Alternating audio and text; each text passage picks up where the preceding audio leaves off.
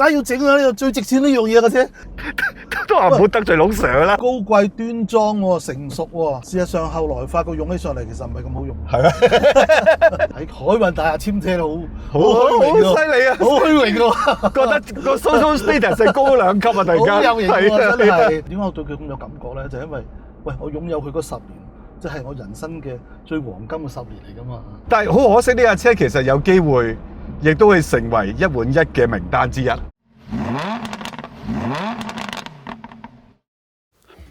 龍 Sir，望住呢部車，你啲思緒會唔會如潮湧咁湧晒出嚟啊？百般滋味在心頭啦。你人生第一部全新車喎。嗯，哦，終於揾到俾你。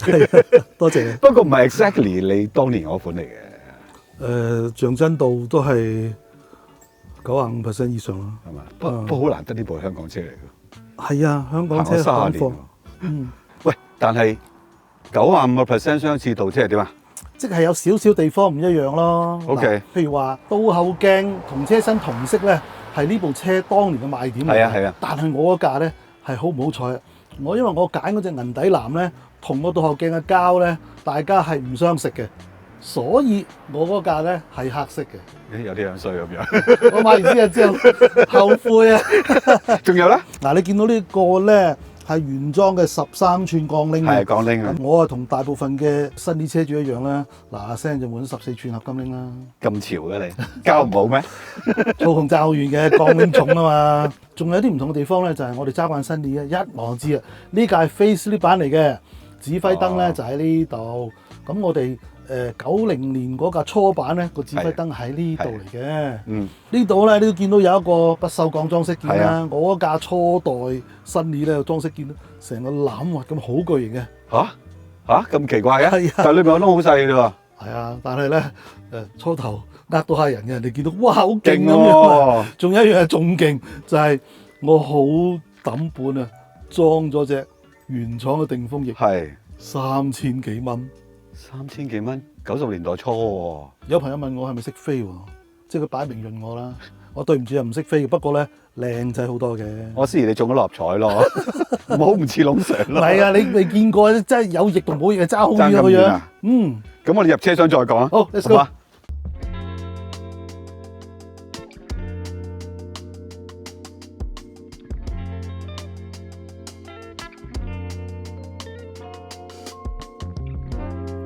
你頭先都講啦，即係呢個係 facelift 咗嘅版本。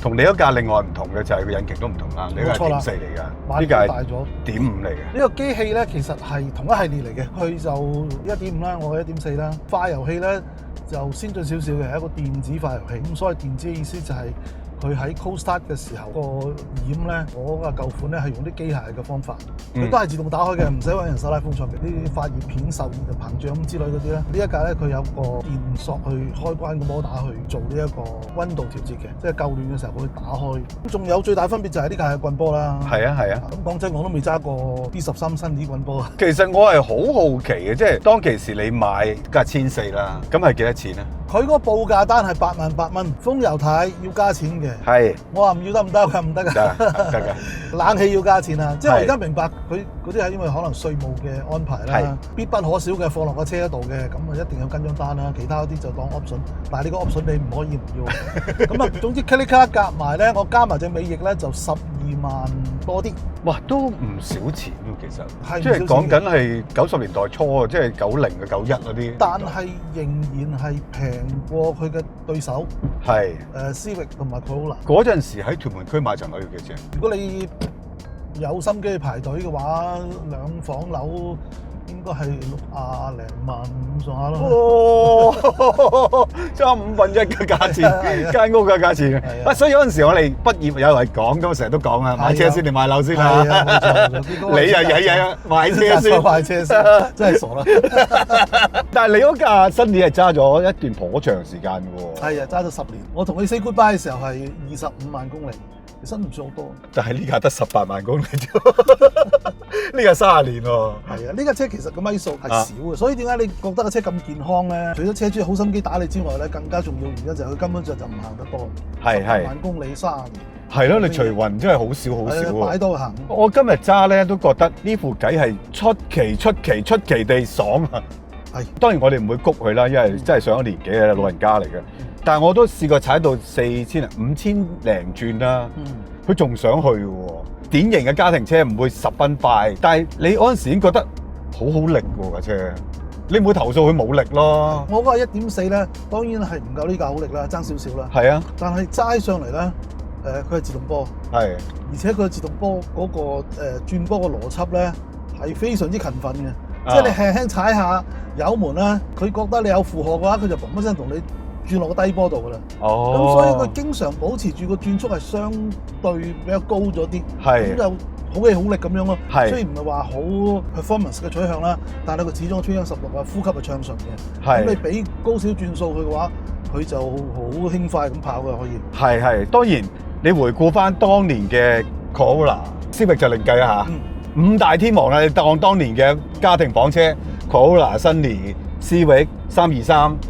Lancer，啊呢部真係幾跑得下喎，唔弱嘅喎呢部嘢。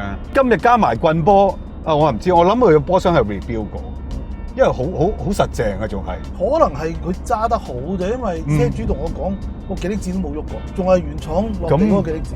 呢個真係高手喎嚇！呢部計加呢個車嗰個跑嘅個性咧，當然唔可以同 Civic 同日而語，但係明顯係活潑過 Corolla 啊、323嗰啲嘅，但係我又回想翻咧，其實日產咧喺當年喺香港嘅情況啦，冇辦法貴過豐田啦，好多時候。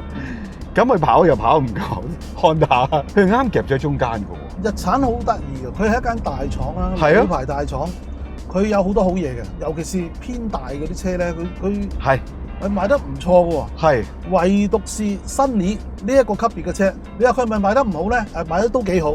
但係人哋就覺得佢同 Corolla 啊、Civic 啊就差咗一皮嘅，個銷量都差咗一皮嘅。如果我哋由Sunny頭碌化開始計啊，第一架就 B11嚟嘅，即係呢一架咧 B13咧就係頭碌化咗之後嘅第3代。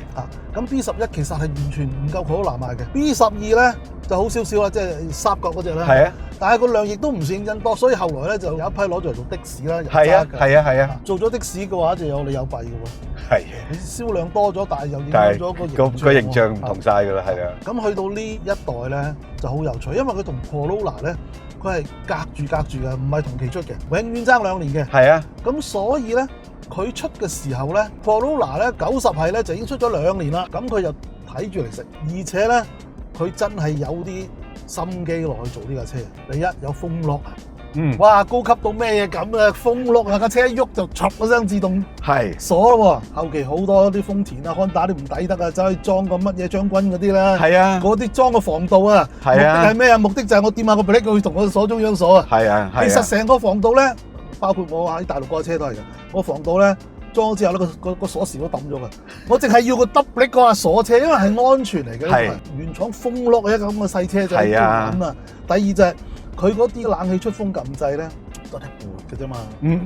即係嗰陣時冇自動冷氣啦，呢架都冇啦。人手校風啦，但係你嗰個出風位咧係撳落去電索轉位喎。而且咧仲有盞 LED 燈仔。之前係一支棍咁撥嚟撥去嘅啫嘛。我翻大昌啊，我收貨嘅時候，喂唔得喎，我呢盞燈仔熄咗啊，燒咗，同我換咗佢。呢個都要整啊！我梗係要整啊！呢個最值錢呢樣嘢嘅啫。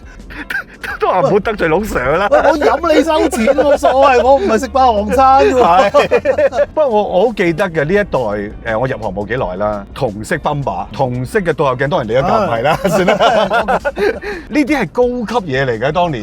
90係嘅仲係黑膠泵把嚟嘅，咁去到100係就唔得啦，我都要同色。去到110係又變翻黑泵把，我講好啦，俾人鬧到爆啊，拆天咁滯啊，冇搞錯咁低級啊成架車。佢嗰陣時我原意話，哎呀揩花咗唔使整啊，又環保啲啊，又成啊，哇結果都頂唔順嗰啲輿論壓力啊，聲又轉翻。所以呢啲大家習以為常，而家覺得冇嘢嘅嘢，其實當年全部都係貴嘢。高級車先有嘅，但係我講翻 B13咧，上次我記得你喺唔知邊條片講過，點解我問你揸 B13啦？男人到某個年紀就想大啲，冇錯。B13 exactly 就係好成熟穩重、好端莊、好有一種貴氣嘅一種形態嚟嘅。佢直情將一架高級嘅大型嘅房車按比例縮細咗佢。所以你見到佢個外形咧，哇學你話齋高貴端莊喎，成熟喎。事實上後來發覺用起上嚟其實唔係咁好用。係咩？即係個行李箱，人哋做到咁扁平咧，因為人哋嘅車大啊嘛。係。當你嘅車按比例縮細咗嘅時候，你個行李箱又係咁喎，打開。好淺咯，又俾個獨立懸掛系統嗰個麥花臣又食咗啲位啦。係，唉，再加上我嗰陣時又身痕，就換咗個機頭，有個6碟 magazine 裝喺後邊啊。嗰個咁大嚿嘅，咁結果咧真係放行李篋都有困難。係啊，好煩嘅嗰嚿嘢其實。所以後來啲人明白咯，你如果個車唔係大嘅話咧，其實 hatchback 好用好多嘅。係。90年轉呢個 B13大款啦，一路去到90、91、92、93呢幾年咧。嗰個銷量都係好犀利，好犀利，好犀利，係啊！咁但係今日再揸咧，我發覺一樣嘢就係副引擎高質嘢嚟嘅喎。啊，呢樣嘢係好得意。係啊，日產嘅 engine 咧，佢嗰個寧靜度係特別高嘅喎，即係同級啦。譬如你新年你俾咪俾 Corolla 係啦，俾 Civic 啊，俾323嗰啲咯。唔力水啊，我唔同你講。但係他着咗個士佬車，係啊，俾有個車頭咁上去嗰啲聲咧，日產係特別靜。你講得啱啊！你呢一句令我勾起我哋嗰陣時做雜誌試車，經常都係對日產個評語就係引擎係特別靜。係咯，即係包括新年啦，甚至再大啲嘅3條 S 啦、Safiro 啦，嗰啲都係比同級嘅日本車係點解係特別靜咧？仲有呢個車行 cam 鏈嘅喎，係嘅，真係怪喎成件事。如果你同其他 engine 比咧，個 valve train 其實佢同 Corolla 4FE 都係一樣，都係 twin cam 16，都係直壓式嘅。係。咁理論上結構差唔多，物料差唔多，啲聲咧其實唔會爭咁遠啦。但係你明顯地聽到咧 ，Civic 嗰啲更大添啦，Civic 佢又行 rocker 噶嘛，嗰個管頭嘈啲嘅。Corolla 都比佢嘈少少嘅，好難講得實係咩原因啦。唯一推斷就係話 Corolla 佢 set 嗰個 wallow 腳嘅 clearance 咧，可能係 set 得多咗，係多啲 clearance，係啦，多啲 clearance，嗰啲聲就似嘅，即係你嗰啲聲咧，係似 wallow 腳聲嘅。而日產咧個 clearance 就 set 得好梯嘅，咁你話邊個好邊個唔好咧？其實你clearance set 得大咧，你對於嗰個溫度膨脹引起佢個 performance 嘅改變咧，其實係穩定啲嘅。係，但係聲就冇咁靚。日產咧佢就攞到盡晒嗰個 margin 咯。呢個係我其中推測一個可能性嘅原因啊。否則其他你打一部 engine 咁兩部結構差唔多，點解會就係日產會靜啲？我都唔係好理解嘅。咁不如又轉位俾我揸下啊，好嘛？嗱，我建議你就一落車嘅時候咧，留意下個門框喎。呢架車咧個秘密喺度啊！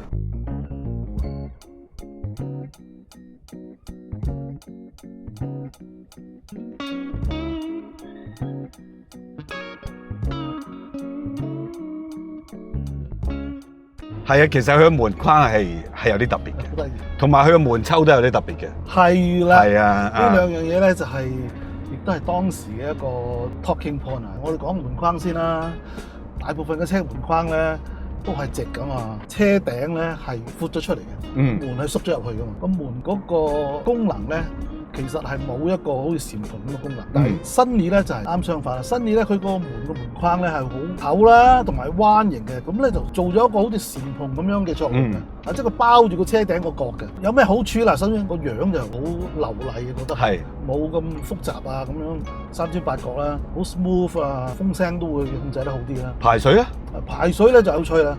大部分嘅車咧個禪篷咧都做咗喺車頂嗰度，用咗個車頂兩邊咧去排水。因為日產咧佢攞咗個門框嚟去做禪篷啊嘛，咁所以咧就係佢同個車身中間咧就有一條好大嘅去水槽。咁呢個亦都係其他車係唔會咁樣做。咁仲有一個功能嘅就係使用上嘅時候咧，你如果落雨天開門咧係冇咁容易揼濕你個門壁，少少禪篷嘅作用啊！你話係咪好好咧？如果好點解唔所有車都用咧？嗱，老實講呢個係佢嘅特色啫。凡係一個特別嘅設計咧，梗係有佢嘅好處，有佢個缺點啦。一睇就知啦，有缺點你咁樣做法貴咗咯，門都貴咗啦，工序都複雜咗，噴油噴多咗。大部分嘅門同個框係分開噶嘛，咁我淨係做個衝壓同埋嗰個噴油，淨係做下邊嗰幅夠啦。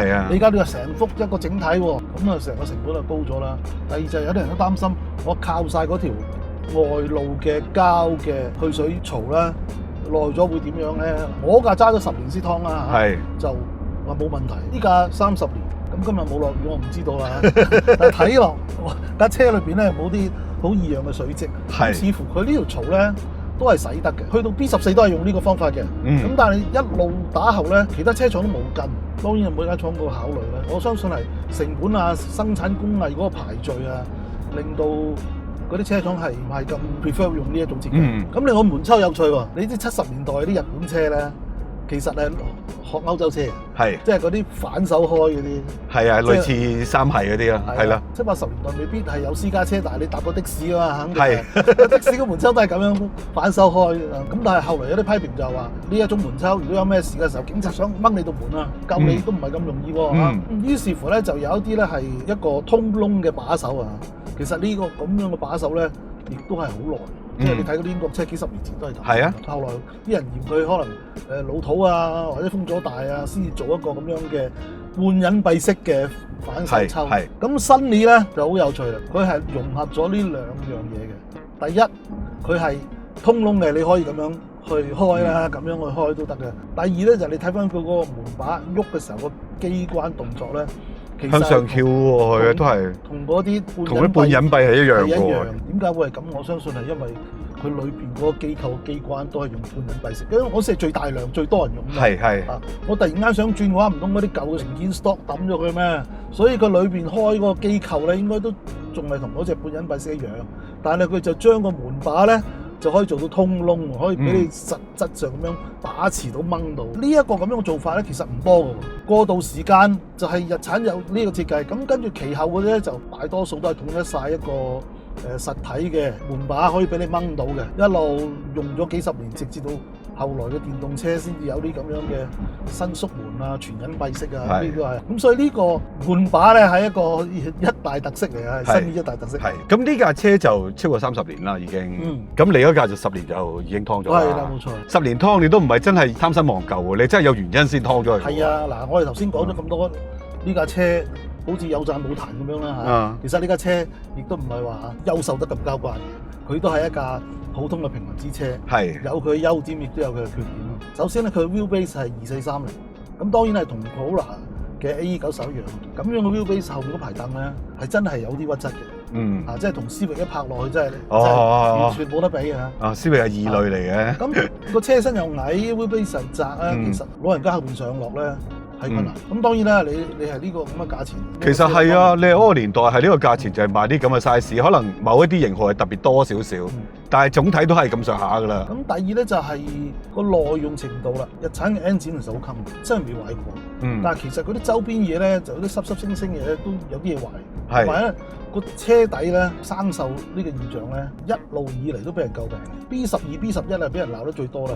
所以咧去到 B13嘅時候咧，賣點嚟嘅。當時咧我喺海運大睇車喎，哇！我見到嗰個 sales 咧身水身汗咁樣啊，好講到牙血都出埋緊咁樣，真係 sell 我啊！佢就呢個咩雷射光話咩雷射光？總之好犀利啊，唔生鏽啊 ，life guarantee 防鏽。咁我就俾佢吸引咗啦。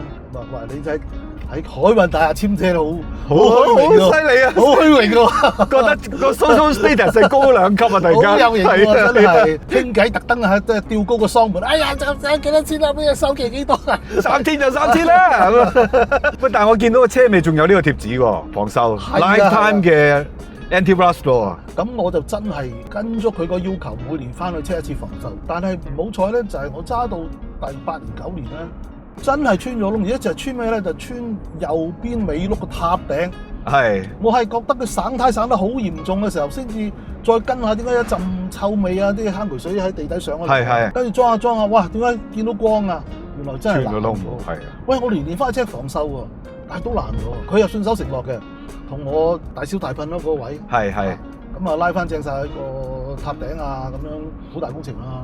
咁但係好似唔止咁嘅喎，你嘅車仲有其他狀況嘅喎。係咧，嗱，譬如我揸咗第7年，就個冷氣換咗個泵啦，換咗個樽啦，即係總之個冷氣就前面嗰 part 係換晒啦。compartment 裏邊嗰個凍蓋冇喐過，咁但係冇幾耐之後咧，就個熱水蓋係穿咗窿喎，成地都水喎。嗰時車已經係第8年。所以就唔想大搞佢，咁於是乎就最簡單啦，好多人都咁做啦，就閹咗熱水蓋佢咯。咁啊以為冇嘢啦，但係冬天好慘㗎，得個凍，淨係永遠都係凍，冇得唔凍啲。即係到咁上下就多嘢壞啦。係，咁打籃球又壞啊。後來咧就有一個，當年都有1換1個，多年都有㗎。後生係唔知啊。10年車你 scrap 咗佢咧，就可以買新車有稅務優惠嘅。係啦係啦。咁啱我個細仔出世啦，屋企啊多咗人又需要架大啲嘅車，所以就攞去換咗架大霸王啦。但係 so far 呢架咧行咗30幾年，即係車主其實我應該係只係換過一手嘅啫，仲係雙色嘅添。係啦，我相信現任嘅車主係好識車嘅，亦都照顧得好好，所以好似冇乜嘢咁成架車。係咧，有啲生鏽咯，我見到。即係會唔會係因為佢呢個係 facelift 版咧？可能係講啊嘛，即係第一批車嘅話咧，佢哋採集咗啲客戶嘅信息翻嚟，去 facelift 嘅時候咧，佢就會一次過改良咗。日本廠真係會咁做嘅，因為我都知道有啲日本廠係專登因應香港嘅情況，係飛啲工程師過嚟，係研究某啲顧客投訴嘅，特別係生鏽，因為佢哋可能冇咁多客戶係將啲車泊喺海邊啊。咁近海嘅地方啊，咁所以係有啲咁嘅事嘅。但係你養10年嘅Sunny咧，好開心喎，應該全新車係嘛？即係你見住你大仔出世喎。即係Sunny，你話頭先我講咗好多佢嘅特點啦，你有優點，亦都有佢嘅不足啦。咁佢咪一架好優秀、好標青嘅車咧？我只可以話佢一架唔錯嘅車，係一個好車嚟嘅，但係唔係咁神嘅車嚟嘅。調翻轉點解我對佢咁有感覺咧？就係因為喂，我擁有佢嗰10年。即係我人生嘅最黃金嘅10年嚟㗎嘛，即係我 treasure 嗰啲就係我自己嗰段時間，係即係無論係個人成長啊，無論係呢個工作晉升嘅階梯啊，家庭嗰個建立啊，即係各樣嘢都係喺嗰10年裏邊。咁所以咧就一見到Sunny咧，我就係諗翻自己嗰10年啦。我反而有興趣想知道咧，阿 Kenneth 即係你大仔啊，有冇發覺點解冇咗個Sunny嘅？佢3歲零我講過啦，我年頭我揸㗎。IS 翻嚟啊！係啊係啊，會靜雞雞喎，見到我喺門口洗個 IS，佢就走去洗下個Sunny咁樣。係啊，咁後來咧個Sunny換咗大霸王咧，佢冇咩唔開心喎，因為個Sunny佢已經冇乜點坐啦嘛。咁啊係，咁啊係。佢以前坐得最多嘅時候就係 BB 啊手抱嘅時候，坐喺後排嗰度食奶啊！食奶啊嘛！空中加油啊就係 B13。換咗大霸王，佢嗰個情緒投入咗喺大霸王嗰邊喎，就冇話好 miss 嗰個Sunny。即係講緊其實係30零歲嗰個年代啦。冇錯，我30零歲嗰年。即係呢個歲數嘅黃金期。其實成個香港都黃金期。係啊！哎呀，嗰陣時打工邊度愁揾嘢做㗎？係啊！你供幾多錢啦？呢架車嗰陣時？2700啊！真係唔愁喎，2700咪2700咯。我年年都預計到自己加人工嘅。係啊，年年都加2次人工啊。係咯。如果你唔中意嘅話，仲要跳槽，仲可以。仲跳得多啲。即係嗰陣時打工，即係供嘢、供車、供樓。你係唔使太擔心，因為真係黃金嘅時代，即係慶幸我哋係經歷過啦，我哋努力過啦，呢個真係見證你黃金嘅年代。但係好可惜呢架車其實有機會，亦都會成為1換1嘅名單之一。係啦，我諗呢個都係好現實嘅問題。係啊，又唔可以話好惋惜嘅，因為真係每個人嘅抉擇。只不過呢一類車，無論係Sunny或者 Corolla、Civic，都係好多人嘅回憶咯。你見我哋啲留言咧。都係講翻我以前係養過呢部車啊，點啊，唔係唏噓嘅嘢，反而你睇得到係有快樂嘅文字喺裏邊。我會咁諗咯，即係10年之後嗰啲人會唔會係一樣咁？哎呀，我10年前啊揸過呢個電動車㗎，即係會唔會咁樣？會唔會咁咧？可能真係唔會嘅喎。你仲會唔會回憶你10年前揸嗰部電話？唔係嗱，今次呢一集咧，真係純粹我哋個人嘅回憶嘅啫。以車論車咧，其實呢部車有機械嘢值得講，有設計嘢值得講。但係你話係咪真係好多咧？